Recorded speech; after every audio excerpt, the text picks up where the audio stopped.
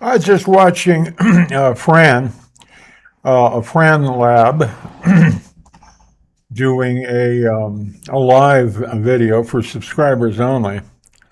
And I've been careful not to, I mean, I like watching her channel, but I'm kind of reluctant to subscribe. Even though I ask people to subscribe to my channel, you know, that's kind of one way, isn't it? Anyway, she was ad-libbing, well, looking at the messages from people and answering questions, etc. I was so ambitious this morning. I got up before noon. I got up about 7 o'clock because I'm laying in bed wondering if I'm going to get back to sleep, and I decided I wasn't. So I got up. Sunday morning. The thing about Sunday morning is the Sunday morning market. You can go in. I needed some avocados, so I dare not buy very much because if I do, it just sits there and I don't have the appetite and I don't eat it. But I got what did I get? 6 big avocados, 50 cents each. And well, they're not big; they're medium for here, but they're a bit bigger than the ones in Gringolandia. And 6 tomatoes, about average sized, 50 cents for each. So these are things that I eat fairly quick. And the thing with the avocados, of course, is they've got to be given a little time to mature. But it was really cool going to the market. Since I came back last year, I think this is the first time I went early to the market, like 7 o'clock in the morning. And the market didn't used to have a big roof over it now. Now it's got a huge roof, just a roof, no walls. It's still an outside market. But every vendor used to have their own tarpaulin or little tent, which crowded things up a bit. This makes a big difference. And of course, here in Vilcabamba in southern Ecuador, we don't usually get the rain that comes sideways like they tend to up north. Now here it usually comes down, so if you got a roof over your head, even if you got no walls, you're still okay. So I got six of each, tomato and avocado. The avocados will take a few days, but they're starting to ripen even now. Walked around before anybody was doing much in town, like six. I must have been there shortly after 7, and people were just starting to come into town to take their Sunday jobs, getting dropped off from little motorcycles and stepping out of taxis and buses. Went down to the Baguette, one of our French bakeries here, and they start serving coffee and croissants out front on the sidewalk at the tables, 7 o'clock or so on Sunday morning, which is a good thing. So I got my coffee and I had 2 croissants this morning. In spite of my plan to lose weight, I have lost it. You know how the scale doesn't show it, but the fat must be turning into muscle because I am a bit more ambulatory than I have been, and on the edge of having to take in some pants. But having to tighten up the pants is a better indicator than the scale. Anyway, I can hardly read the scale. Looks like it's about a half a mile below me at my feet. So, not gaining weight is progress, I suppose. So we'll keep working on that. I think it'll be all right. Gauging the amount of food to have on hand and cooking smaller portions is the whole thing. And so that'll be the action item now for the diet. Other than that, I think it's kind of happening on its own. But it was really interesting in the market to watch all the vendors and you go around and dicker for price and it struck me that somebody plucked out of North America and dropped into that market would immediately say, "Oh, where's all the saran wrap?" You don't need saran wrap. The stuff was in the field yesterday or the day before. You don't need saran wrap. Saran wrap's for somebody in New Jersey that's getting a tomato that's traveled 3,000 miles before they ever see it across the entire country. Reminds me of what was it? Cellophane. In the 30s, probably Dow Chemical or GE, who was making all kinds of new plastics, came up with this stuff called cellophane, which I think there even might have been some organic sources, vegetable sources. Petroleum is a vegetable source. It's just been many million years before, since it was something growing and converting sunlight into cellulose. But cellophane became a magical item because the cigarette packages that used to be just paper suddenly are shiny and slick.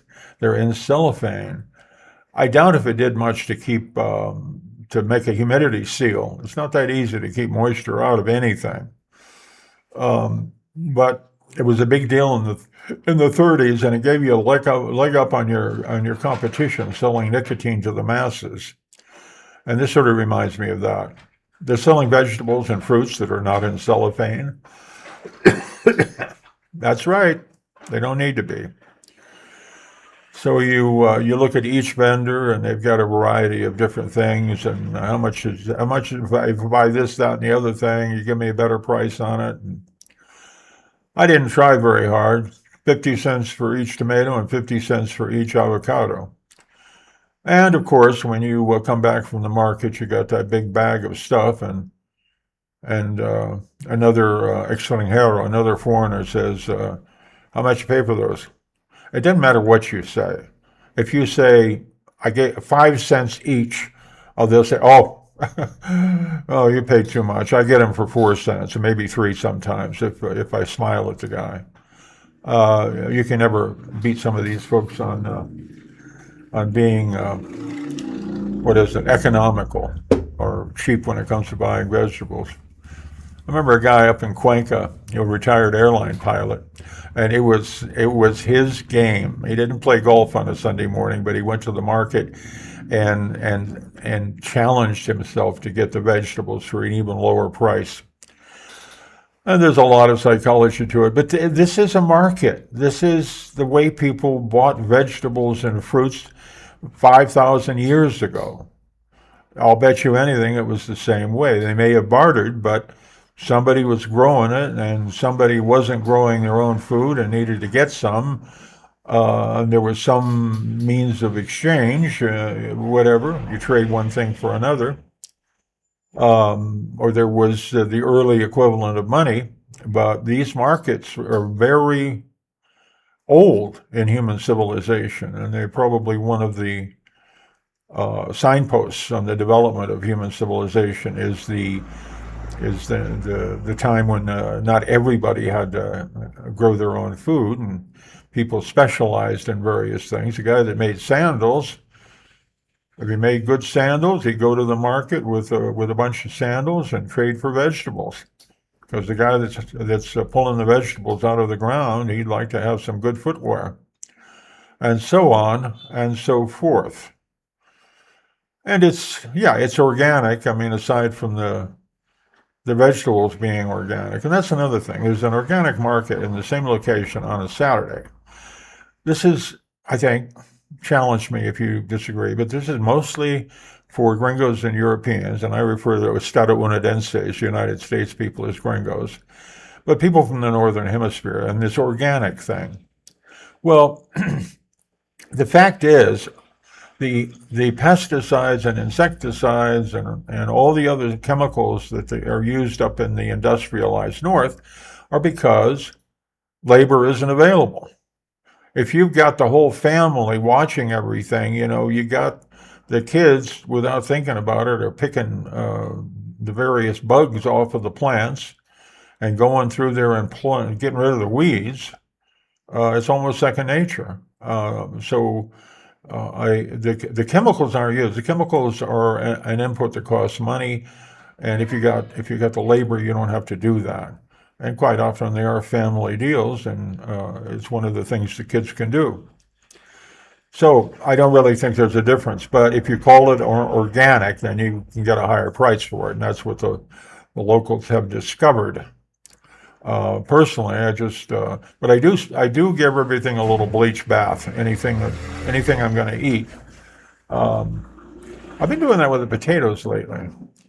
Now, sometimes depending on the potatoes, and we got a bunch of different kinds here, you can take just wash them off and then peel them. But what I've been doing lately is, wash them real good, scrub them a little bit, then put them in a dilute bleach. And I'm talking about 1 capful to a half a gallon, which is pretty strong. But that'll kill any of the bichos, any of the little any of the little organisms that live on the surface of the whatever it is. And with potatoes, I've been doing that, scrubbing them down good, and soaking them, but not peeling them. I think it's another case where a whole bunch of the goodness, the vitamins, etc., are in the skin. And I think a lot of the flavor is too. I'll have to do some research sometime on how many different varieties we have of potatoes. Lots and lots of them. This is where the potato came from. The Irish had never heard of potatoes at one point, and then somebody from the New World said, "Hey, try this." And then they became dependent on them. Up from Bolivia, I think.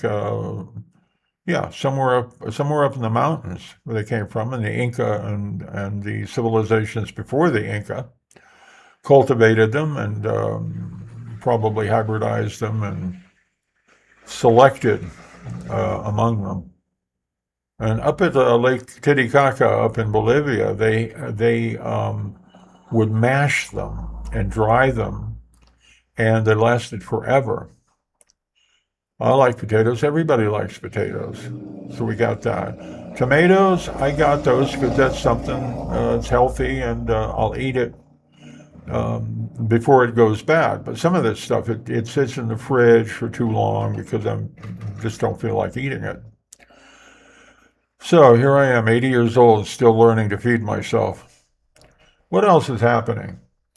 Down the road, they're getting ready to pave, and they are removing so much dirt. We have about 20 enormous trucks a day going by. I like this location in a lot of ways on one side of town, but it is like the drag strip for the motorcycles, and right now it's a route for removing dirt to some other location. Some area that's got too much dirt is contributing. Some area doesn't have enough dirt. And around here, you'd think it would have been all worked out long ago. Some kind of a religious festival going on. I forgot to ask AI.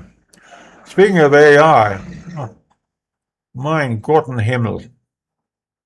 Gosh darn, I saw the most egregious example of AI BS that I've seen in a while. I'm an electronics nerd, a space nerd, etc. So I'm watching a science fiction movie, 1955, and they're making references to Earth satellites. And this was 2 years before the Russians put up Sputnik.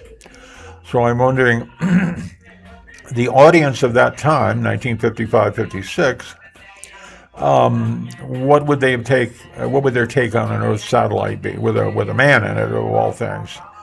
And this led to the early satellites. And I was enough of an electronics and radio nerd that I was listening to the very first satellites because they broadcast on high frequency rather than very high frequency. Fairly easy to hear by design.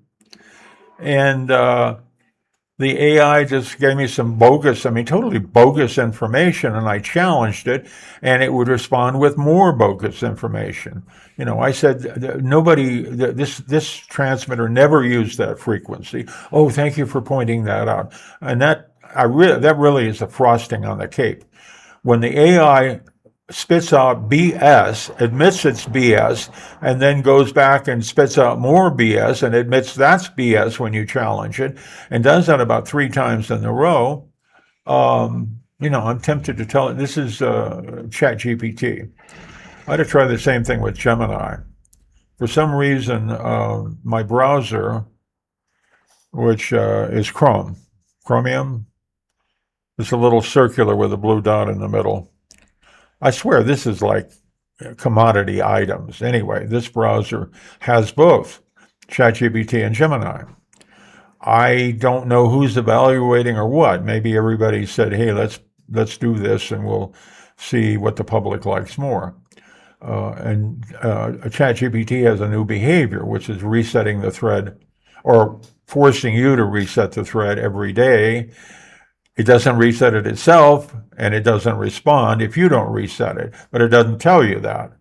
So I think ChatGPT is on some kind of a hallucinogen that's making it hallucinate and give really pathetic service. So I'll be giving, maybe that's the idea. They dummy up ChatGPT to the point where you're going to be forced to try Gemini. But it's inevitable. We're going to be addicted to these AIs. If they have the front end of information gathering, then we're going to be. But it helps to already know the answer if you ask it.